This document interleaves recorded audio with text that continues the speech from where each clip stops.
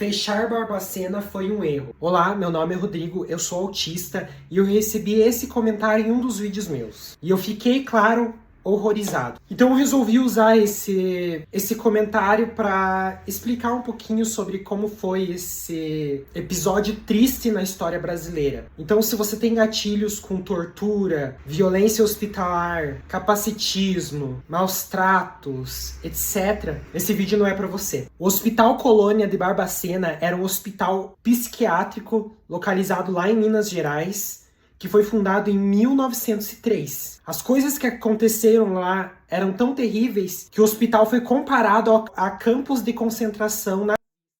Em 2013, a jornalista Daniela Arbex, ela lançou um livro que deu muita visibilidade ao caso chamado Holocausto Brasileiro. Vida, genocídio e 60 mil mortes no maior hospício do Brasil. E no prefácio desse livro, escrito pela Eliane Brum, ela justifica o nome Holocausto Brasileiro. Em geral, soa como exagero quando a palavra holocausto é aplicado a algo além do assassinato em massa dos judeus pelos nazistas na Segunda Guerra. Nesse livro, porém, seu uso é preciso, terrivelmente preciso. Pelo menos 60 mil pessoas morreram entre os muros do Colônia. Tinham sido, a maioria, enfiada nos vagões de um trem, internados à força. Quando elas chegaram à Colônia, suas cabeças foram raspadas e as roupas arrancadas. Perderam o nome, foram rebatizados pelos funcionários, começaram e terminaram ali. As pessoas eram enviadas para o Hospital de Barbacena para morrer. E para lá eram enviadas não só pessoas com transtornos mentais, mas praticamente todos aqueles que eram considerados indesejáveis pela sociedade. Pessoas LGBTs, mulheres que perderam virgindade antes do casamento, prostitutas, pessoas que de certa forma desafiavam os poderosos, aqueles que estavam no poder, amantes de políticos, adolescentes que eram abusadas por esses políticos e pessoas poderosas eram enviadas para lá também, moradores de rua e até mesmo pessoas tímidas ou mulheres muito extravagantes. Inclusive, muitos pais mandavam seus filhos para lá por mau comportamento. Ou seja, eu, uma pessoa que é autista e é LGBT, provavelmente não estaria aqui falando com vocês hoje. Eu não teria estudado, feito tudo que eu fiz na vida se eu tivesse nascido naquela época. Porque talvez eu fosse mandado para o Hospital de Barbacena. E boa parte das pessoas que me acompanham também. E as pessoas que eram mandadas para esse hospital, elas não eram mandadas para serem tratadas, acolhidas. Eram mandadas para morrer. As pessoas lá, elas eram tratadas com eletrochoque, lobotomia, diversos tipos de tortura. A maioria não tinha nem roupa para vestir. E nas noites que eram muito frias, para se aquecer, eles dormiam amontoados. Muitas pessoas morreram asfixiadas também por causa disso. Todo mundo que não se ajustava, de certa forma, à sociedade era enviado para lá. A autora do livro, ela afirma que cerca de 30% das pessoas que iam para lá tinham algum diagnóstico. A maioria era enviado para lá simplesmente por diversas questões como machismo, racismo, LGBTfobia, etc. Eu vou ler um outro trecho do livro aqui para vocês. Aos 15 anos, Conceição foi mandada para o hospital porque decidiu reivindicar do pai a mesma remuneração paga aos filhos machos. Embora trabalhasse como os irmãos, a filha do fazendeiro não desfrutava dos mesmos direitos.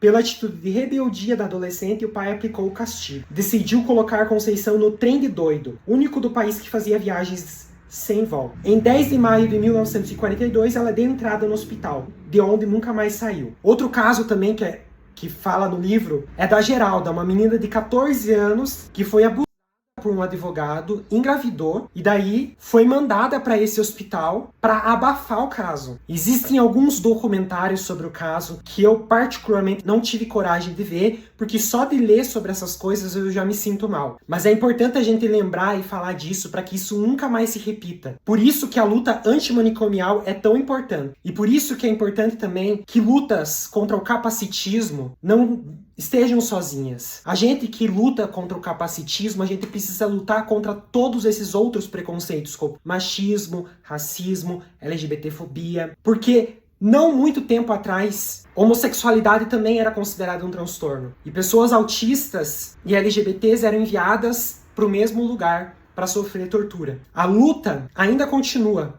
porque eu ainda recebo comentários absurdos tipo esse daqui. Pessoas que ou são ignorantes e não conhecem a história, ou são maldosas, e que, na minha opinião, deveriam responder por esse tipo de comentário criminalmente. E por fim, muitas pessoas dizem que eu não devo responder esses comentários, principalmente com vídeo, mas eu uso esses comentários terríveis que fazem contra mim como uma oportunidade de educar as outras pessoas. Porque embora eu saiba o contexto e eu saiba que a pessoa que escreveu esse comentário não vai aprender nada com isso, eu sei que tem muitas pessoas assistindo que vão aprender e que talvez isso faça com que muitas pessoas ganhem mais consciência sobre esses casos e que a história não seja jamais repetida. A gente não pode ignorar a existência do nosso passado, ignorar a história. Essas coisas ruins aconteceram e a gente precisa lembrar o tempo todo para que não se repita isso. Porque embora hoje isso seja mais raro, ainda existem instituições psiquiátricas no Brasil que cometem casos de tortura. Ainda existem terapias de conversão